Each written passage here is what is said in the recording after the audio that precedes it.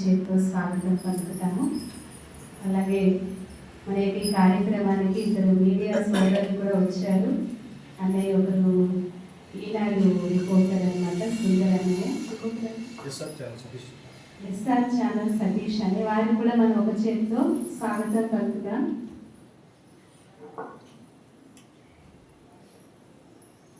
అయితే ఇప్పుడు media programme జరుగుతుంది కాబట్టి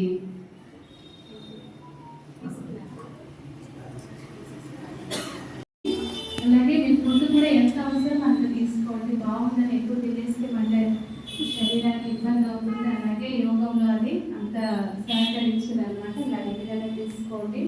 అందరూ కూడా అలర్ట్గా యాక్టివ్గా కూర్చోవాలి. కరెక్ట్గా టైం కల్లా హాజరైపోవాలి. 10 కల్లా డోర్స్ క్లోజ్ చేసిస్తాం. మరి తర్వాత ఎవరు ఆలస్యంగా వస్తారో బయట వరండాలోనో లేదా కింద గ్రౌండ్ ఫ్లోర్లోనో కూర్చొని చేయాల్సి ఉంటుంది. కాబట్టి దయచేసి ఇవన్నీ గుర్తుపెట్టుకుని ఆ విధంగా మీరు సహకరించాలి. అలాగే మీ మొబైల్స్ని మీరు అక్కడే బయట నిన్న ఇచ్చారు కదా, ఆ విధంగా ఇవ్వడం జరుగుతుంది. విజయ సిస్టర్ చెప్పినట్టుగా కరీంనగర్ నుండి రావడం జరిగింది. విశేషంగా గీతా సిస్టర్, గీతా బెంజీ మమ్మల్ని ఆహ్వానించారు. సో బేసిక్గా బ్రహ్మకుమారీస్ ట్యాగ్ లైన్ స్వపరివర్తనే విశ్వ పరివర్తన. సో స్వయాన్ని పరివర్తన చేసుకునేందుకు ఈ కార్యక్రమం స్పెషల్గా డిజైన్ చేయడం జరిగింది. బికాజ్ పరివర్తన, చేంజ్ సృష్టి యొక్క నియమం, ఇట్స్ లా. కానీ పరివర్తన ఎప్పుడు జరుగుతుంది? స్వయం యొక్క రియలైజేషన్ ఉన్నప్పుడు, స్వయాన్ని తెలుసుకున్నప్పుడు, స్వయం యొక్క బలహీనత కావచ్చు, స్ట్రెంగ్త్ కావచ్చు, రెండింటినీ గుర్తించినప్పుడే, రియలైజ్ అయినప్పుడే పరివర్తన అన్నది చాలా సహజం. సో ఆ పరివర్తన శక్తిని పరమాత్మ నుండి నింపుకునేందుకు ఈ కార్యక్రమాన్ని డిజైన్ చేయడం జరిగింది. దీని పేరు యోగ భట్టి అంటాం. భట్టి అంటే మనకు రకరకాల భట్టీల గురించి తెలుసు. ఇటుకల భట్టి అండ్ డిఫరెంట్ టైప్స్ ఆఫ్ భట్టీస్ ఉన్నాయి. కానీ ఇటుకల భట్టీలో మీరు చూడండి, అంటే పచ్చి ఇటుకను డిజైన్ చేసి దాన్ని ఒక షేప్ ఇచ్చి దాన్ని నిప్పులో పెట్టడం జరుగుతుంది. Then it becomes very strong అనమాట.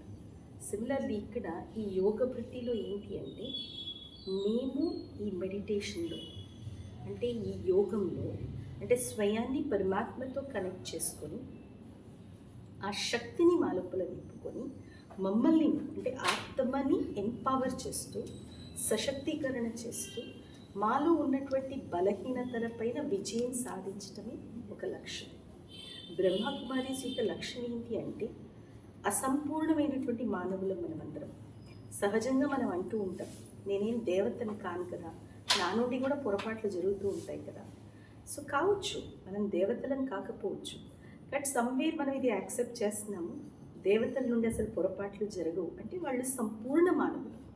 సో సంపూర్ణ మానవులు కాబట్టి మనలో ఆ అసంపూర్ణత ఉంది. ఆ సంపూర్ణత్వాన్ని నింపుకునేందుకు శక్తి కావాలి. ఆ శక్తి ఈ యోగ తపస్య ద్వారా సాధ్యమవుతుంది.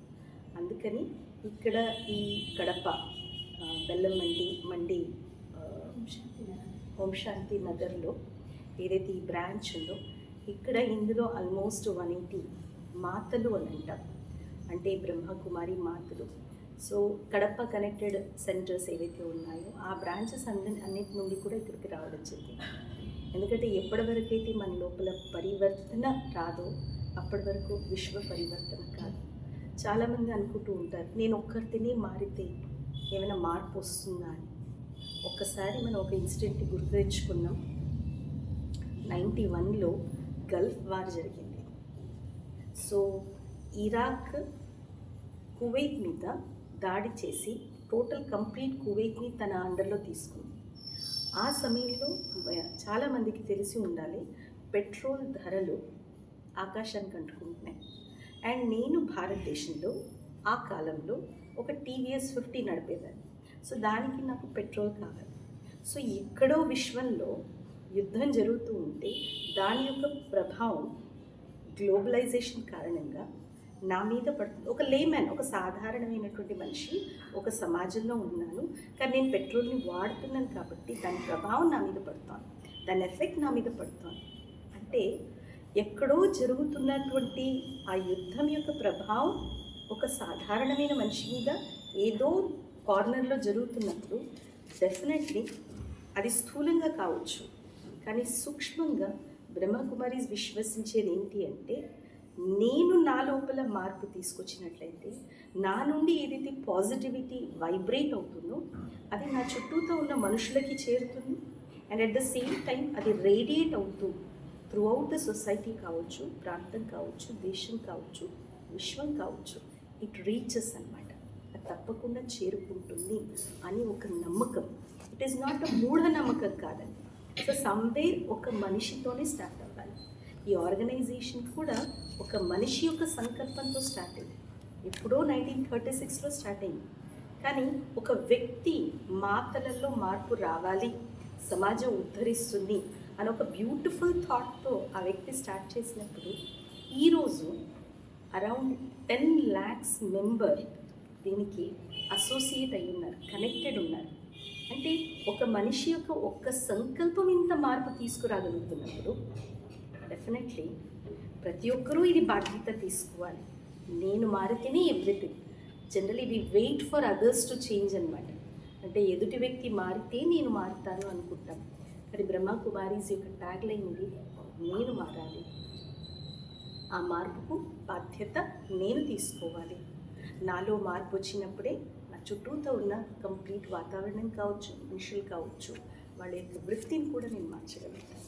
సో ఈ బ్యూటిఫుల్ థాట్తో ఈ ప్రోగ్రామ్ ఇక్కడ ఆర్గనైజ్ చేయడం జరిగింది. ఇక్కడ వచ్చినటువంటి మాతలు విశేషంగా వాళ్ళ ఇంటి పనులన్నింటినీ కూడా త్యాగం చేసి ఒక 3 రోజులు సంపూర్ణంగా మౌనంగా ఉంటూ సెల్ఫ్ మీద వర్క్ చేస్తారన్నమాట. స్వయం మీద వర్క్ చేయడం, స్వయాన్ని చూడటం, స్వయంలో ఏముంది, ఏం బాగాలేదు, ఏది బాగుంది, రెండు. ఓన్లీ నెగిటివిటీ మీద ఫోకస్ కాదు, పాజిటివ్ థింగ్స్ కూడా మన లోపల ఉన్నాయి. ఆ పాజిటివ్ థింగ్స్ యొక్క హెల్ప్తో, దాని యొక్క ఏమంటారు, దాని ఆధారంతో ఈ నెగిటివిటీ మీద మనం విజయం సాధించాలి. సేవా కేంద్రం యొక్క వాతావరణాన్ని కాదు, ఈ చుట్టుపక్కల ఉన్న స్థానాల్లో కూడా ఈ పరికల్పనలు వ్యాపింపచేయాలని సదుద్దేశంతో కడప పెద్దక్కయ్య గారు, గీతా బెంజి గారు మమ్మల్ని ఆహ్వానించినారు. ఇక్కడికి కరీంనగర్ సేవా కేంద్రం నుండి మేము వచ్చి ఉన్నాం. ఇది 3 రోజుల కార్యక్రమం కాబట్టి ఈ కార్యక్రమంలో ఇది కేవలం విశేషంగా మాతల కోసమని పెట్టిన యోగం పెట్టి, యోగం అంటేనే అర్థం పరమాత్మతో కనెక్ట్ అవ్వడం. పరమాత్మ సర్వశక్తివంతుడు, కానీ మనమందరం ఎవరమో అనే విషయం ఈశ్వరీయ విశ్వవిద్యాలయంలో మనం ఒక సత్యమైన నిజాన్ని తెలుసుకుంటాం. అది మనం ఈ శరీరం కాదు అని ఆత్మ యొక్క నిశ్చయం చేసుకుని పరమాత్మతో మనం ఉద్యోగాన్ని జోడించినప్పుడు మన లోపల ఎలాంటి బలహీనతలు ఉన్నా అది తొలగిపోయే అవకాశం ఉంటుంది. మనం ఆత్మలో శక్తిశాలిగా అవ్వగలుగుతాం. ఎందుకంటే ప్రపంచంలో బలహీనతల కారణంగా దుఃఖం, అశాంతి పెరిగిపోతుంది. కానీ ఈశ్వరీయ విశ్వవిద్యాలయంలో ఏదైతే ఆధ్యాత్మిక జ్ఞానం ఇవ్వబడుతుందో దాని ఆధారంతో ఇక్కడ వచ్చి వాళ్ళందరూ తమ జీవితాలను తయారు చేసుకుంటారు. కాబట్టి మా యొక్క సహయోగం కేవలం వాతావరణాన్ని తయారు చేయడం, మొత్తం విశ్వంలో ఉండే ఆత్మలందరి వరకు ఈ ప్రకంపనాలు చేరాలని ఒక మంచి భావంతో ఈ యొక్క యోగ బట్టి కార్యక్రమాలు మధ్యలో నిర్వహిస్తుంటాం. అందులో విశేషంగా కడప సేవా కేంద్రం కనెక్షన్లో ఉన్న వాళ్ళందరూ కూడా మదర్స్ ఇక్కడ వచ్చి ఉన్నారు.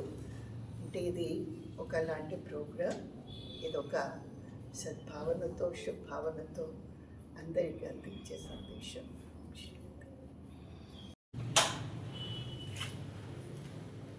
ఓం శాంతి.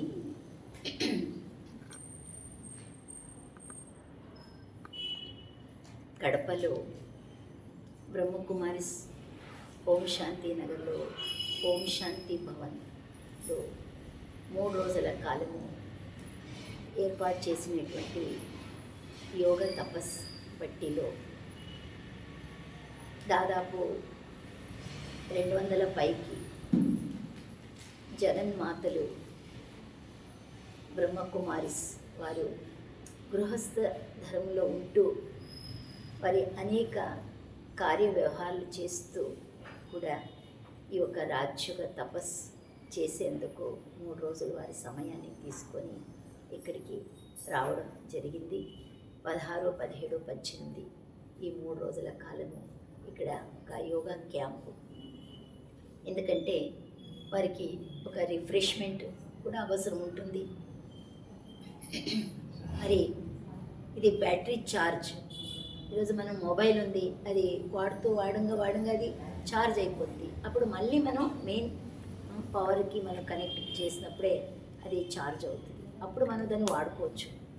అదేవిధంగా అంటే మనలో ఇన్నర్ పవర్ అంటే సోల్లో ఆత్మిక యొక్క శక్తి బలం కావాలి అంటే ఆ పరమాత్మ యొక్క శక్తి చాలానే అవసరం ఉంది. అంటే భలే ఈ దేహానికి మనకు ఆహారం తీసుకుంటాం, దానికి శక్తి వస్తుంది.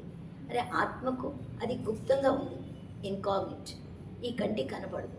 ఆత్మకు కావలసినటువంటి శక్తి ఆ సుప్రీం గాడ్ శివ, ఆ భగవంతుని నుండే మనకు ప్రాప్తి అవుతుంది. అందుకోసమే ఈరోజు ఈ ఒక తపస్సు కోసం విశేషంగా వారికి అంటే రిట్రీట్ అంటే ఇటువంటి కార్యక్రమాలు అంటే భలే డైలీ క్లాస్కి వస్తుంటారు, రాజ్యోగ అభ్యాసం చేస్తూ ఉంటారు. అయినా కూడా అప్పుడప్పుడు ఇటువంటి ఒక అంటే రిఫ్రెష్మెంట్ అంటే వారికి క్లాసెస్ తీసుకునేందుకు అంటే అక్కయ్యలు విజయ్ అక్కయ్యని మరి మనిషి అక్కయ్యని ఇన్వైట్ చేయడం జరిగింది. వారు వచ్చారు, చాలా మంచి మంచి క్లాస్తో అంటే వారిని రిఫ్రెష్ చేస్తున్నారు. గృహస్థులు ఉంటూ ఏ విధంగా వారి యొక్క జీవితంలో అంటే శాంతి, ఒక నెమ్మది, ఆనందకరమైన జీవితాన్ని జీవించే ఒక కళను, ఒక శక్తిని వాళ్ళు నింపుతూ విశేషంగా కొత్త కొత్త అంటే భగవంతుడిచ్చినటువంటి ఒక మహావాక్యాలను వారు రకరకాల యొక్క పద్ధతిలో వారు భగవంతుని యొక్క మహావాక్యాలు తెలియజేస్తూ అనేక మంది వారు అంటే ఎందుకంటే వారి పరివర్తన అక్కయ్య చెప్పినట్టు మనం మొదట పరివర్తన అవుతేనే మన ఇంటిలో ఉండే పరివారాన్ని పరివర్తించవచ్చు. ఏ చారిటీ బిగిన్స్ అట్ హోమ్ అంటాడు పరమాత్ముడు. కాబట్టి మన ఇంటిని మనం చక్కదిద్దుకొని అంటే ఇరుగు పొరుగు సమాజం, దేశం, విశ్వాన్ని మార్చడమే మన యొక్క లక్ష్యం. కాబట్టి కడప జిల్లా నుండి అనేక సేవా కేంద్రాల నుంచి ఇక్కడ పాల్గొన్నారు. ప్రతి ఒక్కళ్ళు కూడా అంటే పరమాత్మ ఈ స్త్రీలను, మాతలను జగన్మాతలుగా తీర్చిదిద్దుతున్నారు. ఎందుకంటే విశ్వ పరివర్తకులైన మీరే అని భగవంతుడు మనకు తెలియజేస్తూ అటువంటి ఆత్మిక శక్తిని నింపుతున్నాడు ఈ యోగ సాధన వల్ల. ఓం శాంతి, ఓం శాంతి. అందులో రెగ్యులర్గా ఇక్కడ జ్ఞాన యోగ సాధన చేస్తున్న భగవంతుని యొక్క పిల్లలు వారు గృహస్థంలో ఉంటూ కూడా వారు దైనందిక జీవితంలో అన్ని కార్యక్రమాలు జరుపుకుంటూ ఈ యొక్క ఈశ్వరి విశ్వవిద్యాలయానికి 1 గంట సేపు వారు చేసి వారి యొక్క ప్రయత్నం, వారి యొక్క సాధన చేస్తూ ఉంటారు.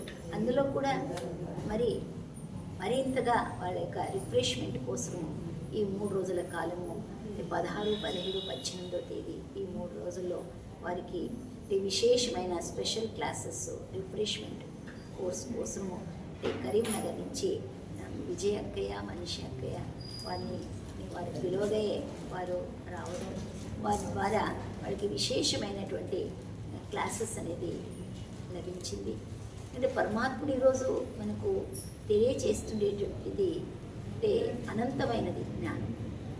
ఎంతగా వింటున్నా మన జీవితంలో దాన్ని అలవరుచుకోవడంలో కొంత సమయం అనేది పడుతుంది. అంటే బహు సమయం ద్వాపర ఆది నుండి మనం చేసుకున్నటువంటి కొన్ని అలవాట్లు అది పోనిచ్చి మంచిగా మన జీవితంలో నింపుకోవాలి అంటే టైం పడుతుంది. దానికోసమే అప్పుడప్పుడు ఇది ఒక రిఫ్రెష్మెంట్ కోర్స్ కోసం సాధన చేసేందుకు వారికి ఈరోజు ఈ యొక్క క్లాసెస్ అనేది ఇప్పించడం జరిగింది. సో కావున అంటే అక్కయ్యలు ఎంతే వరకు ఒక కార్యక్రమాలు ఉన్నప్పటికీ కూడా వారు ఇక్కడికి విలువగయ్యే వారు వచ్చి ఈ యొక్క జ్ఞాన యోగ సాధనని వాళ్ళు చక్కగా నేర్పించారు వారికి. మరియు మీరు ఇక మీడియా అంటేనే పవర్ఫుల్, మోస్ట్ పవర్ఫుల్. సో మీ ద్వారా విశ్వానికి భగవంతుని యొక్క సందేశాన్ని ఇచ్చేందుకు మీ కార్యం చేస్తున్నది కావున. ఎందుకంటే భగవంతుడు చెప్తున్నారు సమయము చాలా తక్కువ ఉంది, సమయ అంతిమ గతిలో మనం అంటూ ఉంటాం. గోవు చాలా సాధు జంతువు, అది ఎవరికి హాని చేయదు. కానీ ఇలా కూడా గాయనం ఉంది, గౌ ముఖం ద్వారా అమృతం ప్రవహిస్తుంది. అందుకొరికే గౌముఖం అని చెప్పి దాని దర్శనార్థం కూడా వెళ్తారు. ఆ నోటి నుండి వచ్చే అమృతాన్ని తీసుకుంటే జన్మ ధరిస్తుంది అనుకోండి. కానీ వాస్తవంగా గోవు ఎవరు, మాత ఎవరు? ఇక్కడ ఎక్కువ శాతం ప్రజాపిత బ్రహ్మకుమారి ఈశ్వరీయ విశ్వవిద్యాలయంలో ఎక్కువగా ఈశ్వరుని యొక్క సేవలో ఉండేవాళ్ళు మాతలు, కన్యలు. మొట్టమొదటిగా ఈ యొక్క సంస్థ ప్రారంభమైనప్పుడు ఎక్కువగా ఈశ్వరుని మీద భావనతో బలిహారమైన వాళ్ళు కూడా వాళ్ళే. కాబట్టి ప్రజాపిత బ్రహ్మ ద్వారా పరమాత్మ రచించిన ఈ రచన ఈశ్వరీయ సేవలో తమ యొక్క సమయాన్ని వెచ్చించి, ఈశ్వరుని సేవ అంటే వాస్తవానికి ఈశ్వరుడు మనందరూ ఒక తండ్రి. కానీ ఈశ్వరుని మనం భౌతిక రూపంలో చూస్తుంటాం, భక్తి రూపంలో మనం అతని యొక్క దేహాన్ని భగవంతుడు అనుకుంటాం. కానీ వాస్తవంగా పరమాత్మ నిరాకారుడు. ఇక్కడ మీరు బ్రహ్మకుమారిస్లో ఎక్కువ మటుకు ఒక జ్యోతి బిందు స్వరూపాన్ని చూస్తూ ఉంటారు. అందుకొరికే గాడ్ ఈజ్ లైట్ అని మనం విన్నాం, కానీ భగవంతుడు జ్యోతి బిందు స్వరూపుడు. అందుకొరికే అతన్ని జన్మ చిచ్చులతో ఎవరం చూడలేం. అందుకొరకు పరమాత్మ అంటారు గాడ్స్ రియలైజేషన్, సోల్ రియలైజేషన్. అంటే ఆత్మను మరియు పరమాత్మను అనుభవం చేయాలి, కానీ అది చూసే వస్తువు కాదు. అంటే సెల్ఫ్ రియలైజేషన్, అంటే స్వయాన్ని తెలుసుకోమంటారు పరమాత్మ. ఎప్పుడైతే మనం పరమాత్మని ఒక సంతానంగా భావిస్తామో అప్పుడు మన స్వమానం ఏంటో మనకు తెలుస్తుంది. మనం సాధారణ మనుషులం కాదు, దేహం వేరు, ఆత్మ వేరు. అందుకొరికే కారులో కూడా చూడండి, కారులో దేహంతో పోలిక చేస్తే అందులో కూర్చున్న డ్రైవర్ ఆత్మ అవుతుంది.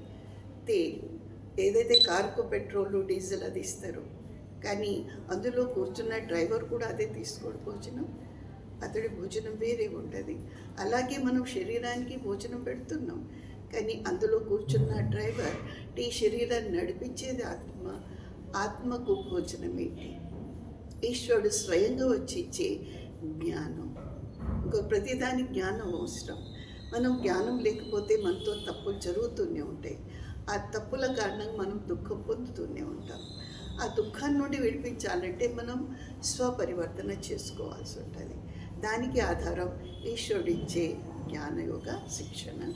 ఇంతకుముందు అదే చెప్పారు, స్వపరివర్తనతో విశ్వ పరివర్తన. ఎవరికి వాళ్ళే పరివర్తన కావాలి, కానీ దానికి మనకు మార్గదర్శకుడు పరమాత్మ. మనకు గైడ్ చేసే వాళ్ళు ఎవరు లేరు, పర్ఫెక్ట్ ఎవరు లేరు. ఏ మనిషి ఇంకొక మనిషిని పరివర్తన చేయడం అసాధ్యం. కాబట్టి పరమాత్మ